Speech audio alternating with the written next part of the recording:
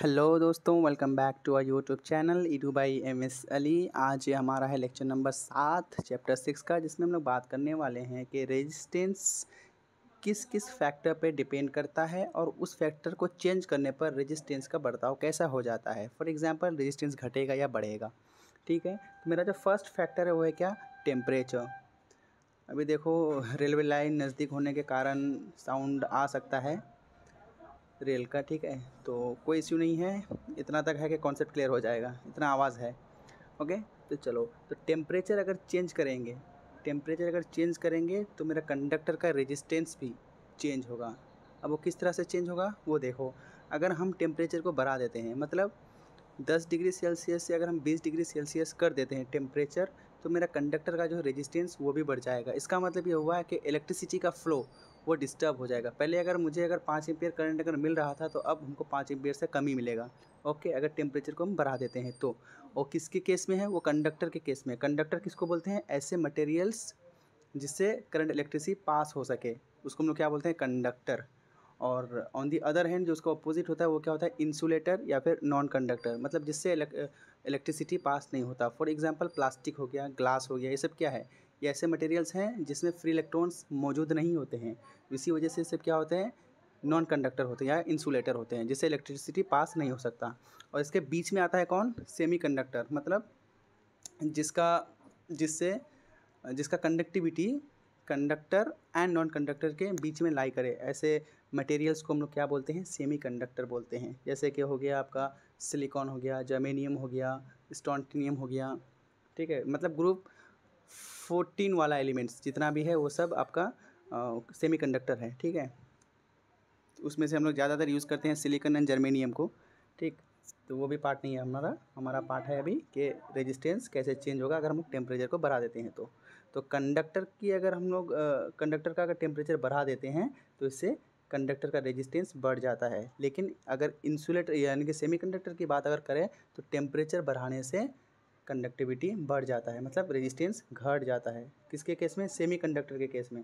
मगर कंडक्टर के केस में ऐसा नहीं है। अभी हम लोगों ने समझा कि कंडक्टर किसको बोलते हैं। जितने भी मेटल्स हैं, जैसे कि सोडियम हो गया, एल्यूमिनियम हो गया, आयरन हो गया, कॉपर हो गया, इससे क्या होगा? इससे इलेक्ट्रिसिटी पास होता है। वी ऑल नो, इससे इलेक्ट्रिसिटी पास होता है, तो ये सब क्या हुआ? कंडक्टर हुआ। ठीक है, और जिससे पास नहीं होगा, जैसे प्लास्टिक, ग्लास, ये सब क्या हुआ मेरा? इंसुलेटर या फिर नॉन कंडक्टर। ठीक है, तो टेम्परेचर अगर बढ़ाएंगे कंडक्टर के केस में, अगर टेम्परेचर अगर बढ़ाएंगे तो मेरा रेजिस्टेंस भी बढ़ेगा। ठीक है, और वो कैसे बढ़ेगा वो एक बार देख लो यहाँ पे। R T is equal to R nought into one plus alpha गुने टी। ये होता है मेरा इस तरह से चेंज होता है। इसका मतलब आर नॉट क्या हुआ? मेरा पहला रेजिस्टेंस जो पहले था 0 डिग्री सेल्सियस पे, और आर टी का मतलब होता है मेरा फाइनल रेजिस्टेंस अगर मैं टेम्परेचर को टी डिग्री सेल्सियस तक बढ़ा दूँ। मतलब यहाँ पे अगर 0 डिग्री सेल्सियस का मान के चलूँ मैं कि 0 डिग्री सेल्सियस पे मेरा रेजिस्टेंस मान लो 5 ओम था। आर नोट अगर 5 ओम था, आर नोट फॉर एग्जांपल 5 ओम था, तो अगर मैं 10 डिग्री सेल्सियस या 20 डिग्री सेल्सियस बढ़ा दूँ, ठीक है, देखो बहुत ज़्यादा टेम्परेचर बढ़ाने से फिर इसका रिलेशन अलग हो जाएगा, और फिर बहुत कम बढ़ाने से इस पर कोई इफेक्ट पड़ेगा नहीं। तो हम लोग इतना तक बढ़ाते हैं ताकि कुछ हमको इफेक्ट देखने को मिले। मान लो मैं टेम्परेचर बढ़ा दे रहा हूँ कितना, 40 डिग्री सेल्सियस। ठीक है, जब 40 डिग्री सेल्सियस अगर मैं बढ़ा दूँ तो मुझे क्या मिलेगा? मुझे ये मिलेगा कि रेजिस्टेंस एट 40, इस टी का मतलब वही होता है कि 40 डिग्री सेल्सियस पे मेरा रेजिस्टेंस कितना होगा। तो यहाँ पे आर नॉट का वैल्यू रखेंगे 5, 1 प्लस अल्फ़ा क्या है? एक कांस्टेंट है, और टेम्परेचर मेरा 40 डिग्री सेल्सियस। तो इससे जो भी आएगा हम लोग बता सकते हैं कि अगर मैं टेम्परेचर को बढ़ा दूँ अगर, तो मेरा रेजिस्टेंस बढ़ जाएगा कंडक्टर में, कंडक्टर के केस में। ठीक है, नॉन कंडक्टर या सेमी कंडक्टर केस में नहीं। ठीक है, और उसके बाद कुछ फैक्ट्स हैं, वो सब याद रखने वाली चीज़ें हैं। तो ये सब फैक्ट्स कॉपी में आपके होने चाहिए। ठीक है, ताकि ये आपको वक्त पे काम आए। ठीक, जैसे कि फर्स्ट जो मेरा फैक्ट है वो ये है कि सेलेनियम को जब रोशनी में लाया जाता है तो उसकी रेजिस्टेंस घट जाती है। मतलब ये क्या होता है? ये फ़ोटो सेंसिटिव होते हैं। लाइट अगर इस पे पड़ा, इस मटेरियल पे पड़ा है जिसका नाम है क्या? सेलेनियम, तो इससे इसका रेजिस्टेंस घट जाता है। ठीक है, और दूसरा है क्या कि बिस्मथ का रेजिस्टेंस मैग्नेटिक फील्ड में बढ़ जाता है। मैग्नेटिक फील्ड अभी आने वाले चैप्टर्स में होंगे, तो तब हम लोग डिस्कस करेंगे मैग्नेटिक फील्ड को डिटेल्स में। ओके, अभी ये सब याद कर लेना। दूसरा है क्या, प्रेशर। देखो अगर प्रेशर अगर बढ़ाएंगे हम लोग तो आमतौर पर रेजिस्टेंस घटता है, रेजिस्टेंस कम हो जाता है, लेकिन लिथियम के केस में बढ़ जाता है। तो एक एक्सेप्शन हुआ। क्वेश्चन में अगर पूछ दे कि एक ऐसा मटेरियल का नाम बताओ या मेटल का नाम बताओ जहाँ प्रेशर बढ़ाने से उसका रेजिस्टेंस भी बढ़ जाता है, तो आपको बताना है क्या, लिथियम। ठीक है। और अगर जनरली पूछा जाए आमतौर पर क्या होता है कि दबाव बढ़ाने से आपका रेजिस्टेंस घट जाता है। ओके, तो चलिए फिर नेक्स्ट स्लाइड में मूव करते हैं। नेक्स्ट स्लाइड में क्या है मेरा, देखो और एक पॉइंट करके लिख देना कि टेम्परेचर बढ़ाने से रेजिस्टिविटी बढ़ जाता है। देखो पिछले लेक्चर में हम लोगों ने क्या देखा था कि रेजिस्टिविटी जो है वो लेंथ या एरिया पे डिपेंड नहीं करता है, वो किसके ऊपर डिपेंड करता है, नेचर ऑफ द मटेरियल, मतलब कौन सा मटेरियल या कौन सा हम लोग कंडक्टर यूज़ किए हैं उसके ऊपर, और दूसरा टेम्परेचर के घटने या बढ़ने से। अगर टेम्परेचर बढ़ाएंगे तो मेरा रेजिस्टिविटी घटेगा या बढ़ेगा। ओके, तो टेम्परेचर बढ़ाने से रेजिस्टिविटी बढ़ जाती है। ठीक है, वेरी वेरी इंपॉर्टेंट पॉइंट। ठीक, तो सेमीकंडक्टर किसको बोलते हैं, देखो कि ऐसे मटेरियल जिनकी कंडक्टिविटी मेटल्स और नॉन मेटल्स के दरमियान हो, जैसे कि सिलिकॉन हो गया, जर्मेनियम हो गया। ठीक, अभी मैंने आपको बताया। और सुपर कंडक्टर किसको बोलते हैं, देखो सुपर कंडक्टर का मतलब क्या होगा, जिसमें रेजिस्टेंस ज़ीरो हो जाए। ठीक है, तो ऐसे कंडक्टर जिसकी रेजिस्टेंस एक खास टेम्परेचर पर ज़ीरो हो जाती है उसे हम लोग क्या बोलते हैं, सुपर कंडक्टर। अब यहाँ से जो मेरा जो नेक्स्ट सब टॉपिक स्टार्ट होने वाला है वो है क्या, कॉम्बिनेशन ऑफ रेजिस्टेंस। हम लोग अलग अलग रेजिस्टेंस को कैसे जोड़ते हैं। ठीक है, और उसके बाद हम लोग उस अलग अलग कॉम्बिनेशन से एक इक्विवेलेंट रेजिस्टेंस कैसे बनाते हैं। ठीक है, बहुत ही इंपॉर्टेंट क्वेश्चन है, यहाँ से न्यूमेरिकल कंफर्म आएगा। ओके, तो देखो दो तरह का कॉम्बिनेशन होता है। ठीक है, अभी 10th क्लास लेवल तक series combination and parallel combination, फिर और उसके बाद ब्रिज स्ट्रक्चर भी होता है, तो वो लोग आप लोगों के सिलेबस में है नहीं। ठीक है, व्हीटस्टोन ब्रिज हो गया जैसे वगैरह वो सब। तो series combination and parallel combination. उससे पहले हमको क्या बताना है कि इक्विवेलेंट रेजिस्टेंस क्या है। अभी देखो मैं अगर आपको ये बताऊँ कि बताओ 1 + 2 + 3 + 4 + 5 कितना होगा, तो आप जोड़िएगा तो कितना आएगा, 15 आंसर आएगा इसका। 1 + 2 + 3 + 4 + 5 ऐसे, तो इसका इक्विवेलेंट क्या हो गया, 15। तो मैं अगर ऐसे बोलूँ कि बताओ अगर 1 2 3 4 5 को अगर जोड़ देने से क्या आएगा, तो आप बताइएगा 15। तो 15 का मतलब क्या हुआ कि इसका इक्विवेलेंट टोटल मिला के। ठीक है, तो ठीक उसी तरह से इक्विवेलेंट रेजिस्टेंस का मतलब क्या होता है कि टोटल रेजिस्टेंस को एक ऐसे रेजिस्टेंस से बदल देना जिससे करंट और पोटेंशियल डिफरेंस में तब्दीली ना हो, कोई इसमें कोई चेंज ना हो। ठीक है, तो नेक्स्ट स्लाइड में देखो क्या है। नेक्स्ट स्लाइड में क्या, सीरीज़ कॉम्बिनेशन के बारे में। देखो सीरीज़ कॉम्बिनेशन किसको बोलते हैं, ऐसे रेजिस्टेंस जिसके सिरे एक दूसरे से जुड़े हो और हर एक से सेम करंट फ्लो हो, तो उसका इक्विवेलेंट रेजिस्टेंस सबके हासिल जमा के बराबर होती है। स्टेटमेंट अगर समझ में नहीं आया है तो एक बार डायग्राम देख लो यहाँ पे कैसे। देखो मान लो एक रेजिस्टेंस ये हुआ, ठीक, दूसरा रेजिस्टेंस मेरा ये हुआ और तीसरा रेजिस्टेंस मेरा ये हुआ। ठीक है, अब इन तीनों को अगर मैं ऐसे जोड़ दूँ, ऐसे जोड़ देता हूँ,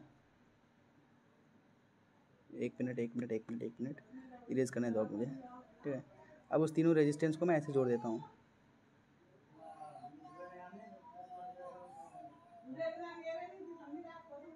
ठीक, इसको मान लेते हैं मैं R1 R2 एंड R3।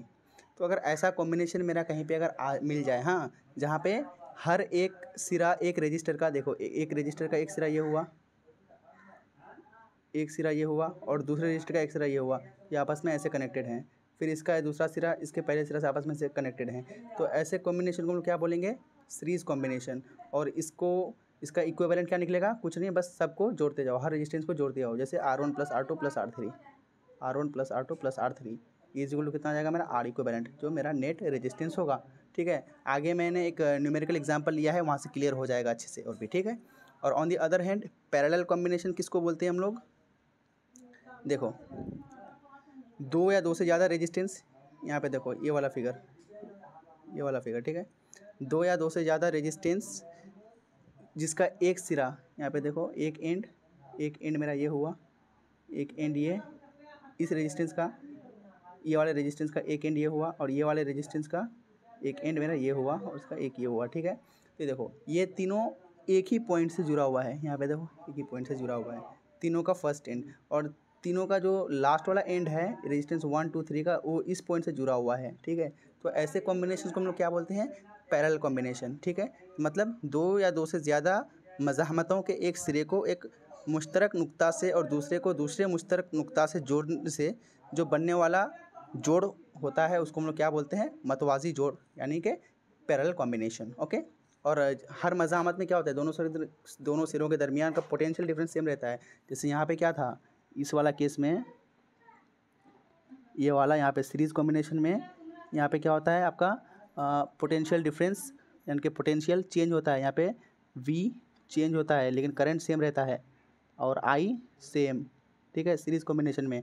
लेकिन पैरेलल कॉम्बिनेशन में क्या होता है आपका, V सेम रहता है, यानी कि वोल्टेज सेम रहता है, ठीक है, और करंट अलग होता है, I चेंज, ठीक है। ये बहुत ही इंपॉर्टेंट पॉइंट है, ये बहुत सारे बच्चों को क्लियर नहीं होता है, 12 तक भी नहीं होता है, ठीक है। और बहुतों का तो ग्रेजुएशन में भी हाल होता है कि बताओ कि सीरीज़ कॉम्बिनेशन और पैरेलल कॉम्बिनेशन में फ़र्क क्या है। तो वो यही फ़र्क है कि सीरीज़ कॉम्बिनेशन में वोल्टेज का वैल्यू चेंज होता है, जबकि करंट सेम रहता है, सेम ही अमाउंट का करंट फ्लो होता है हर एक रजिस्टर से।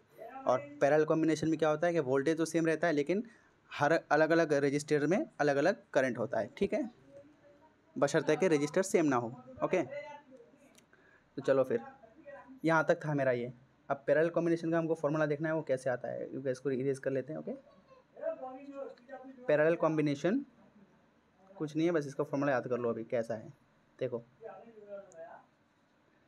पैरेलल कॉम्बिनेशन का फॉर्मूला देखते हैं कि 1/r is equal to 1/r1 plus 1/r2 plus 1/r3। इसका डेरिवेशन भी आता है। डेरिवेशन अभी आप लोगों के सिलेबस में मेंशन नहीं है, हाँ, नहीं तो मैं उसका डेरिवेशन भी करा देता कि ऐसा कैसे होता है, ठीक है। आप निकाल सकेंगे ऐसे भी। V इज इक्वल टू क्या होता है, बोले IR सर, तो R इज इक्वल टू क्या होता है, बोलेंगे V/I।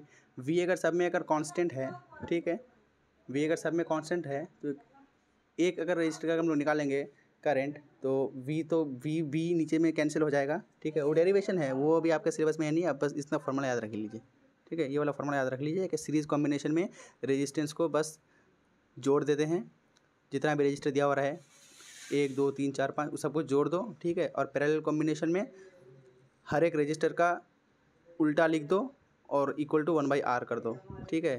तो यहाँ से मेरा पैरेलल कॉम्बिनेशन का इक्विवेलेंट रेजिस्टेंस आ जाएगा, ठीक। देखो यहाँ पे एक न्यूमेरिकल है, क्या बोला है कि find the equivalent resistance of 3 resistors 1 ohm 2 ohm and 3 ohm connected in series. देखो सबसे पहला मेरा क्या है, सीरीज़ में है,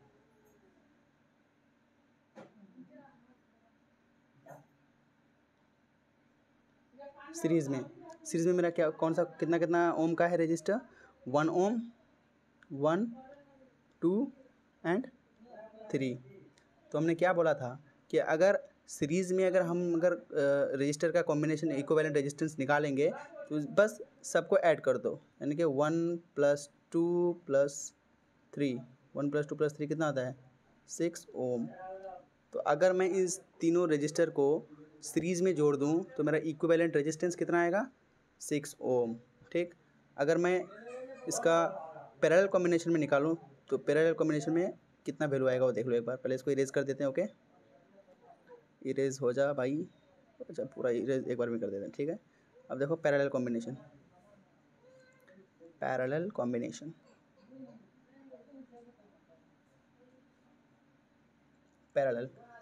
में क्या था, पैरेलल का फॉर्मूला ये था कि सर 1/r मतलब मेरा equivalent resistance is equal to 1/r1 plus में 1/r2 प्लस 1/r3। ये मेरा फार्मूला था ना, ठीक हो। अब इसको इरेज कर देते हैं। देखो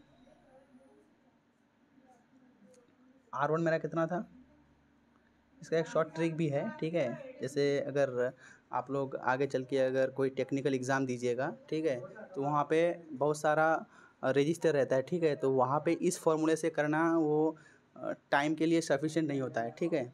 तो इसी वजह से उसका एक शॉर्ट ट्रिक भी है, वो भी आपको मैं बता दूंगा, ठीक है। तो देखो पहला मेरा क्या था, कितना ओम का था, 1 ओम का, तो 1/1 प्लस दूसरा मेरा कितना ओम का था, 2 ओम का, 1/2, तीसरा कितने का था, 1/3। तो इस सब का अगर हम एलसीएम अगर लेंगे तो कितना आएगा, नीचे में 6 आएगा, ठीक है। अब यहाँ पे काटाकुटी कर दो तो 6 + 3 + 2 6 3 9 2 11, मतलब मेरा जो इक्विवेलेंट रेजिस्टेंस आएगा वो कितना आ जाएगा, 11/6 ओम, ऐसे आता है। ठीक है, होप कि आप लोगों को समझ में आ गया होगा कि सीरीज़ कॉम्बिनेशन और पैरेलल कॉम्बिनेशन में फ़र्क क्या है और इसको कैसे हम लोग कैलकुलेट करते हैं। ठीक है, तो अच्छा अभी हम बात करने वाले थे किसका, शॉर्ट ट्रिक का। देखो शॉर्ट ट्रिक कुछ नहीं है, बस यही है, याद रखो। अभी क्या है इनको एक्सप्लेन करने दो। देखो कितना दिया हुआ था, 1 2 एंड 3। पैरेलल कॉम्बिनेशन का हम बता रहे हैं, सीरीज़ का तो ईजी है, क्या करना है उसमें, बस खाली सबको जोड़ दो।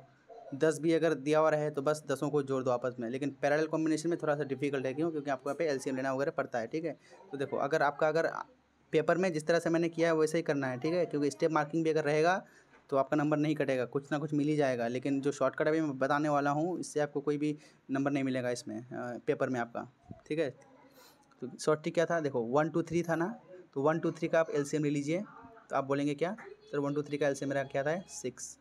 नीचे में 6 लिख दो, नीचे में 6 लिख दो। ठीक है, पहला मेरा क्या था 1,